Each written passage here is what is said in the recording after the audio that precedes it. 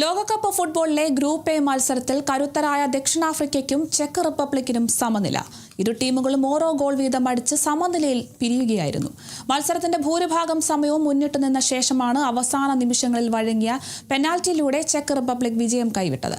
ഈ സമനിലയോടെ 2 മത്സരങ്ങളിൽ നിന്ന് ഓരോ പോയിന്റ് മാത്രമുള്ള ഇരു ടീമുകളുടെയും നോക്കൌട്ട് സാധ്യതകൾക്ക് വലിയ തിരിച്ചടിയാണ് നേരിട്ടിരിക്കുന്നത്.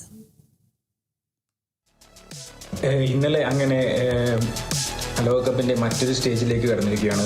ഗ്രൂപ്പ് സ്റ്റേജിൽ തന്നെ എല്ലാ ടീമുകളെയും 2 മത്സരങ്ങൾക്ക് തുടക്കം കുറിച്ചൊരു മത്സരമായിരുന്നു ഇന്നലെ ആദ്യം നടന്ന മത്സരം. ചെക്ക് റിപ്പബ്ലിക് വേഴ്സ് സൗത്ത് ആഫ്രിക്ക മത്സരം. ചെക്ക് റിപ്പബ്ലിക് സൗത്ത് ആഫ്രിക്ക മത്സരത്തിൽ മറ്റൊരു പ്രത്യേകത, ടോറി പെൻസോ എന്ന് പറഞ്ഞ ഒരു വനിതയായിരുന്നു മത്സരം നിയന്ത്രിച്ചത്. 3 റഫറിമാരും വനിതമാരായിരുന്നു. ഇത് 2022 ഖത്തർ വേൾഡ് കപ്പിൽ നമ്മളിത് കണ്ടതാണ്. 2026 വേൾഡ് കപ്പിലെ ആദ്യത്തെ നിമിഷമായിരുന്നു ഒരു വനിത പൂർണ്ണമായി മത്സരം നിയന്ത്രിച്ച മത്സരം. മത്സരത്തിലേക്ക് കടന്നാൽ മത്സരം ഗ്രൂപ്പ് എയിലെ മത്സരമായിരുന്നു. സൗത്ത് ആഫ്രിക്ക വേഴ്സ് ചെക്ക് റിപ്പബ്ലിക്. ഈ 2 ടീമുകളും തങ്ങളുടെ ആദ്യ മത്സരം പരാജയപ്പെട്ടിരുന്നു. സൗത്ത് ആഫ്രിക്ക മെക്സിക്കോയോടും പരാജയപ്പെട്ടിരുന്നു.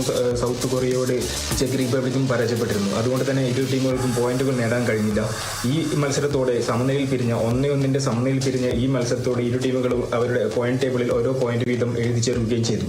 അതോടുകൂടി അവരും ലോകകപ്പിലെ അടുത്ത ഘട്ടത്തിലേക്കുള്ള പ്രതീക്ഷകൾ നിലനിർത്താൻ കഴിഞ്ഞു 2 ടീമുകൾക്കും. കളിയുടെ ഫസ്റ്റ് ഹാഫിൽ തന്നെ ചെക്ക് റിപ്പബ്ലിക് ആദ്യ ഗോൾ നേടി. 6-ാം മിനിറ്റിലായിരുന്നു ആദ്യ ഗോൾ വന്നത്. അവരുടെ മൈക്കേൽ സദിലേക്ക് നേടിയ ഗോളായിരുന്നു.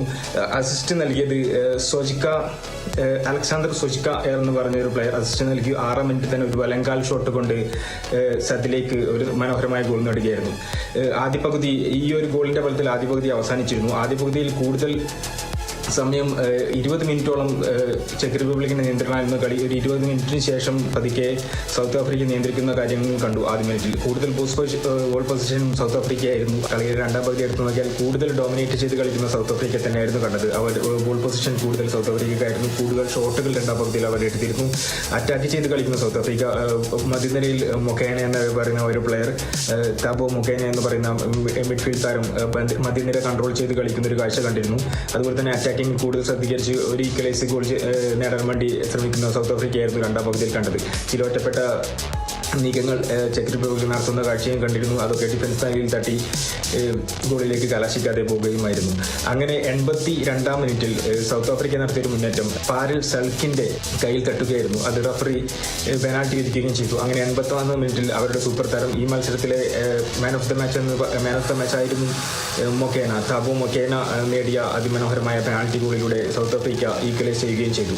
അങ്ങനെ പിന്നീട് വീണ്ടും 90 മിനിറ്റുകളിലും 85-90 മിനിറ്റുകളിൽ ചെക്ക് റിപ്പബ്ലിക് ഒരു വിന്നിംഗ് ഗോളിനായി കൗണ്ടർ അറ്റാക്കുകൾ നടത്തുകയും ചെയ്തു. പക്ഷെ അതൊന്നും ഫലം കണ്ടിരുന്നില്ല. അങ്ങനെ ഈ മത്സരം സമനിലയിൽ പിരിഞ്ഞ് ഇരു ടീമുകളും ഓരോ ഗോൾ വീതം നേടി സമനിലയിൽ പിരിയുകയുമായിരുന്നു.